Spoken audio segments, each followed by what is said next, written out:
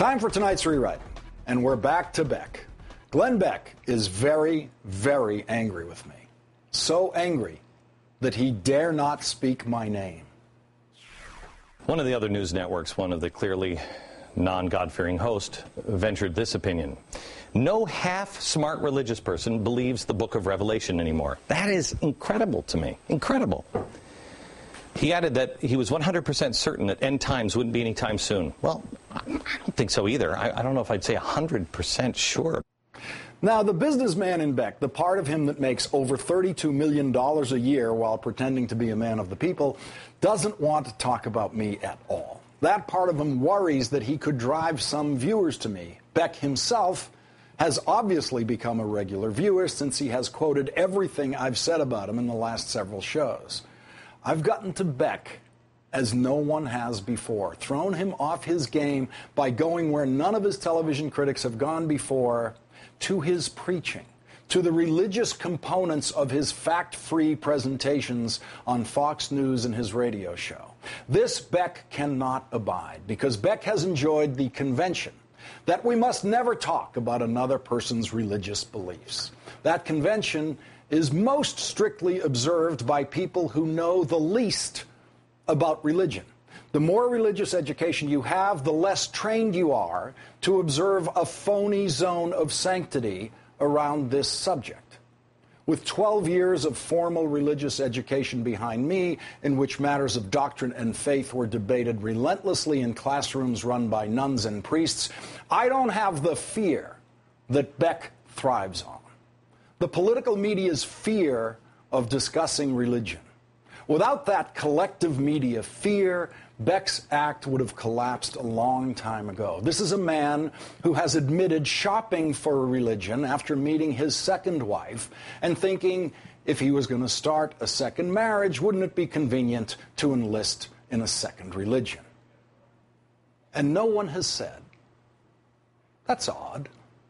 Beck has been telling his audience that the breakdown of the nuclear reactors in Japan may be signaling the end of the world. He's said, I don't know if this is the end of the world.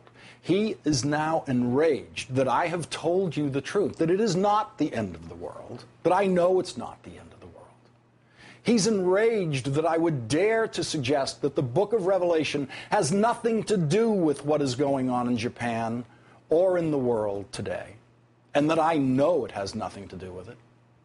He is much more enraged that I have said good and thoughtful Christians do not believe the book of Revelation, just as no good and thoughtful Christian literally believes everything in the Bible. To believe everything in the Bible, you would have to believe that the proper penalty for not keeping the Sabbath is death. You would have to believe that the proper penalty for dishonoring your father and mother is death, that children should be killed for that. To believe the Bible literally, you would have to believe that the proper penalty for adultery is death. No one believes that. And Beck dares not take up those specific passages of the Bible that I have cited, that I have said Beck himself does not believe. He will not address those. Christianity has matured into a selective process where Christians take what makes sense to them in the Old and the New Testament and ignore the rest. To believe the book of Revelation literally, you have to believe in dragons. Quote, and the earth helped the woman, and the earth opened her mouth and swallowed up the river, which the dragon cast out of his mouth. And the dragon waxed wroth with the woman and went away to make war with the rest of her seed.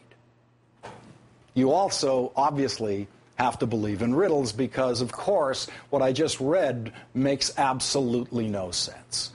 Though Beck is constantly citing the genius of the Founding Fathers, he will never tell you that one of those geniuses, Thomas Jefferson, considered the book of Revelation, quote, merely the ravings of a maniac no more worthy nor capable of explanation than the incoherences of our own nightly dreams.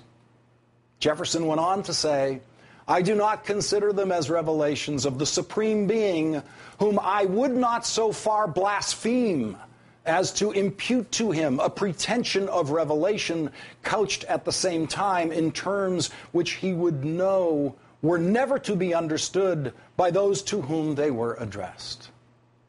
In Jefferson's selective view of Christianity, the book of Revelation he took as blasphemy. That's how wide the range of Christian opinion is on the book of Revelation. I called it a work of fiction. Jefferson called it blasphemy. Beck calls it the Word of God. It is, in fact, the selective sampling of the Bible that allows Christianity to thrive in the 21st century. It would simply die as a religious practice if it continued to hold that adulterers should be killed, or people who do not observe the Sabbath should be killed, or children who dishonor their parents should be killed instead of given a timeout. Christianity has adapted to the modern world. It has dropped its homicidal impulses that led to the burning of witches and inquisitions and crusades. Glenn Beck's fake biblical literalist piety has taken itself to its obvious extreme. There was ultimately nowhere else for it to go. So it has arrived to the point where, on a daily basis, Glenn Beck says to his audience, I don't know if it's the end of the world. He doesn't know if it's today. He doesn't know if it's tomorrow.